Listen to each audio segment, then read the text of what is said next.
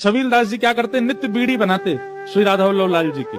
छबील दास तांबोली, तो छोटी छोटी बीड़ी बना के उनके मन में आती कि लाल जी स्वीकार करेंगे, कभी मेरे हाथन से स्वयं बीड़ी पामेंगे। एक दिन आपने श्री हरिवंश महाप्रभु जी को प्रणाम किया तो महाप्रभु जी बड़े प्रसन्न, महाप्रभु जी प्रसन्न है के बोले, भैया छबील दास, मैं लाल जी की सेवा में जाऊं, राधा वल्लभ लाल जी की, और जब मैं सेवा में बीड़ी पधराऊं ना, तो एक क्षण के काजे ऐसा लगा कि श्री राधा वल्लभ लाल जी बड़े प्रसन्न है। भैया तू अपनी सेवा से ठाकुर जी को प्रसन्न करे, कछु मांग ले मोते।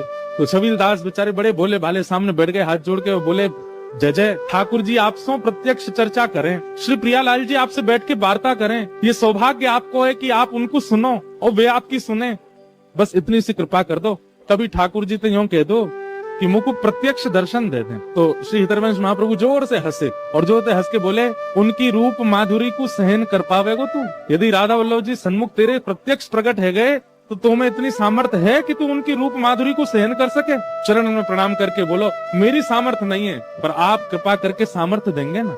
दास कहते हैं, मेरी सामर्थ्य तो इतनी भी नहीं कि मैं बीड़ी भोग बनाऊं, पर आप यदि सामर्थ्य देंगे तो निश्चित हो जाएगा। ऐसे ही बैठे बैठे केवल हाथ फेर दिया, हंस गए थोड़े से। छबील दास का रोज का नियम था छोटी छोटी बीड़ी बनाना, चांदी के पात्र में लेकर के श्री राधा वल्लभ जी के सन्मुख पधरा के आना। आज छबील दास जैसे ही राधा वल्लभ जी के प्रांगण में गया, कोई नहीं था वहां पर, कपाट खुले हैं और सिंहासन पर भी कोई नहीं बैठा है। छबील दास तो देख करके बड़ा भयभीत हो गया, बोले जे कैसी लीला है रही है भैया, मंदिर में भी कोई ना है और कोई ना घूम रहा ना डोल रहा, और ठाकुर जी के सिंहासन पे भी ठाकुर जी नहीं है। घबरा गया। जैसे उसने चारों ओर देखा तभी एक नव निकुंज थी, वह निकुंज में से ठाकुर जी त्रिभंग लली श्याम सुंदर मटक मटक के चलते भय आ रहे हैं, और निकुंज में से जैसे ही सन्मुख आए, छबील दास तो देख करके आंखन की पलक झपकनो भूल गयो, श्वास लेनो भूल गयो, हिलनो डुलनो भूल गयो, वो तो यूं भूल गयो मैं कौन हूँ, मेरा नाम का याददाश्त चली गई बाकी। और ठाकुर जी एक वृक्ष से टेक लगा करके टेढ़े खड़े है गए और छबील दास को देखने लगे। धीमे से बोले, अरे खड़ो ही रहेगो, बीड़ी बना के लायो है, पवावेगो ना, चल आ जल्दी बीड़ी पवा दे मोकू। छबील दास ने कभी विचार किया था कि श्याम सुंदर सन्मुख आए और मेरे हाथ से बीड़ी पाए।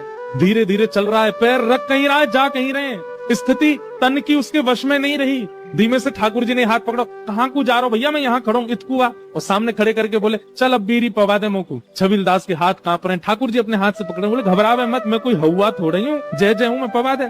जैसे छबील दास ने बीड़ी लेकर के ठाकुर जी को पाई, नेक बीड़ी लेकर के अपने कोमल मोतिन जैसे दांतन से नेक बीड़ी खाए के और अपने हाथ से बची हुई बीड़ी पकड़ के छबील दास के मुख में डाल दे। जैसे ही छबील दास ने वो बीड़ी पाई, उसी समय देह त्याग दिया और निकुंज में प्रवेश कर गए।